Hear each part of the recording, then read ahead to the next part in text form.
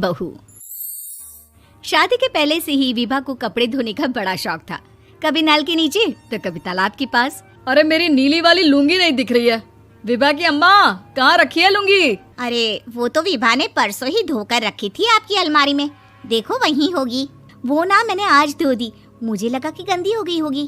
अरे कैसे गंदी हो गई थी? उसे तो मैंने पहना भी नहीं। हे भगवान, इस लड़की के कपड़े धोने की आदत से परेशान हो गया हूँ मैं। जितना तो घर में राशन नहीं आता, उससे कहीं ज्यादा डिटर्जेंट पाउडर का खर्चा है। इसकी शादी करवा दो, शादी। जाए अपने घर में ही करे काम, फिर चाहे घर के कपड़े धोने हो या पूरे गांव के। हाँ ठीक बोल रही हूँ, देखता हूँ मैं कोई लड़का। वो दिन भी आ जाता है जब विभा को देखने लड़के वाले आ जाते हैं। लड़की मुझे अच्छी लगी। होने वाली सास कहती है, बेटी अगर कुछ पूछना है तो पूछ लो। वैसे तो हमारी लड़की बहुत ही शर्मीली है, जो बोल दो वो मान लेती है, इसे क्या पूछना होगा। अरे कैसी बात कर रही हो माँ, मुझे इन लोगों के घर रहना है, सवाल तो कई है। हाँ हाँ बेटा, पूछ लो ना, क्या पूछना है। आप लोगों के घर कपड़े कौन धोता है? सास का मुंह बन जाता है। देखो, अगर तुम ये कहना चाहती हो कि तुम्हें कपड़े धोने नहीं आते तो सुन लो, कपड़े मैं ही धोती हूँ, लेकिन तुम्हारे आ जाने के बाद मैं रुमाल तक नहीं धोऊंगी। अरे चुप रहना भाग्यवान, बहू बेचारी घर आई नहीं, उसे डराना शुरू कर दिया।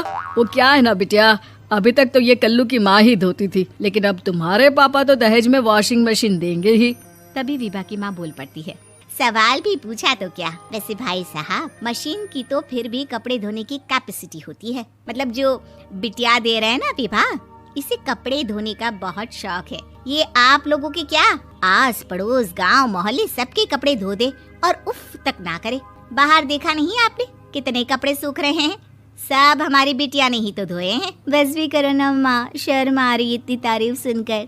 और तो और एक दाग निकाल कर दिखाओ तो मान जाऊँ। हाँ अच्छा अच्छा, माफ करना बेटा, मैंने गलत समझा। हमें तो रिश्ता बहुत पसंद है। और ऐसे जुड़ जाता है रिश्ता कपड़े धोने का शौक रखने वाली विभा का। उसकी शादी हो जाती है कोयला फैक्ट्री में काम करने वाले कल्लू के साथ। शादी के बाद अचानक विभा चिल्लाती हुई सास के पास आती है। सासू माँ, अरे सासू माँ कहाँ है आप? ये तो धोखा है, धोखा दिया आप लोगों ने मुझे। इसे ससुर के चक्कर के बारे में पता चल गया। अरे तो उसमें तुझे क्यों धोखा मिला है? अरे नल में पानी नहीं आता, कपड़े कैसे कब धुलेंगे? अच्छा अच्छा, तू पानी नहीं आ रहा उसकी बात कर रही है। तो आपने क्या सोचा? कुछ नहीं। अच्छा, तेरी माँ ने कहा था कि कपड़े धोने का शौक है तुझे, याद आया मुझे। शौक शौक बोलकर कपड़े धोने वाले मेरे जुनून को कम ना आके सासू माँ, कपड़ा धोना मेरा गुरूर है। तभी पति भी वहाँ आ जाता है। अभी अभी मैंने इसे सनी देओल की फिल्म दिखाई है, उसी के डायलॉग मार रही है माँ। अच्छा सुन, साफ साफ बता रही हूँ, पानी सुबह 4 से 6 और शाम को 10 से 12 आता है, समझी? Vibha timing. Todo empieza a latir, me invitas a entrar y enciendes mi energy. Debo confesar que tú acércate a mí, mi cuerpo te da calor, una fantasía, esta canción de los dos. Debo confesar que tú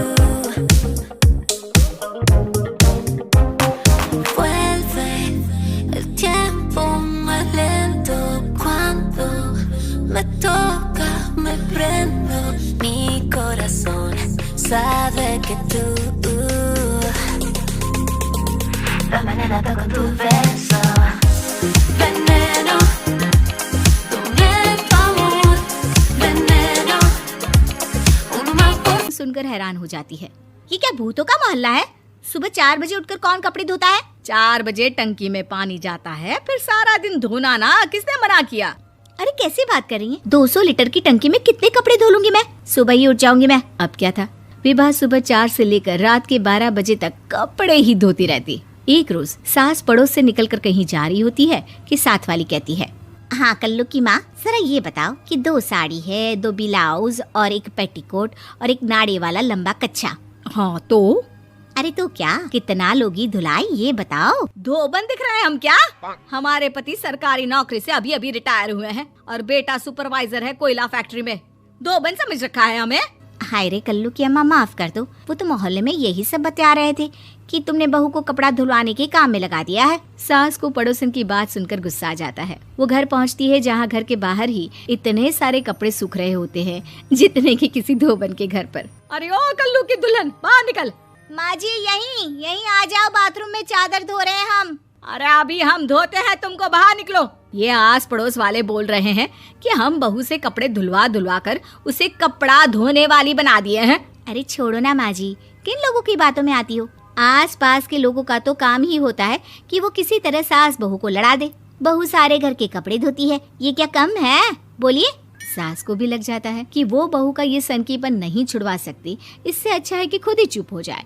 एक रोज सास और बहू मंदिर जाते हैं जहाँ सास की साड़ी वहाँ खड़ी भीख मांगने वाली से मिलती है। माँ जी क्या बात है, आपकी साड़ी उस भिखारन से कितनी मिल रही है ना? हाँ देखो तो दोनों की साड़ी मिल रही है। क्या बात है कल्लू की अम्मा, तुम खुद को तो अफसर की बीवी बताती हो और ऐसी सिंपल सी प्लेन साड़ी पहनकर घूमती हो। सिंपल और प्लेन नहीं है ये साड़ी। तो क्या सोने के धागे से फूल बने हैं? कुछ भी सासू माँ, कुछ भी। हाँ बने थे इस साड़ी में सोने के धागे से फूल। मेरे पति लेकर आए थे मद्रास से स्पेशली मेरे लिए 10,000 की। ताहे भाई साहब इस भिखारन के लिए भी सेम टू सेम साड़ी लेकर आए होंगे 10,000 की। सास उस वक्त कुछ नहीं कहती, लेकिन बहू के साथ घर आती है और अलमारी से एल्बम निकाल कर लाती है। ये साड़ी देख रही है, ये वही साड़ी है जिसे मैंने अभी पहना था। इस साड़ी में ये जो चमकदार फूल दिख रहे हैं ना, ये सोने के धागों से काटे गए हैं। लेकिन तू लोकल वॉशिंग मशीन ब्रश से घिस घिस कर सारे फूलों को निकाल कर साड़ी प्लेन कर दी। मुझे माफ कर दीजिए सासू माँ। और तो और, जब मैंने तुझे तेरी गलती के लिए कुछ नहीं कहा, लेकिन तूने तो सबके सामने मेरा मजाक ही बना दिया। क्यों? बहू को समझ में आ जाता है कि अब से उसका कपड़े धोना बंद।